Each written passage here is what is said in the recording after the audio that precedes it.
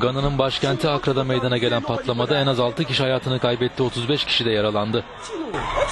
Devlete ait Koil sıvılaştırılmış doğalgaz istasyonunda yaşanan olay sonrası bölge sakinleri tahliye edildi. Gana Enformasyon Bakanlığı ilk patlamanın petrol istasyonu yakınındaki tankerde meydana geldiğini açıkladı. Hepimiz kaçtık. Ben de yaralandım. Ayaklarıma bakın. Ellerime bakın. Bütün bunlara bakın, yaralandım.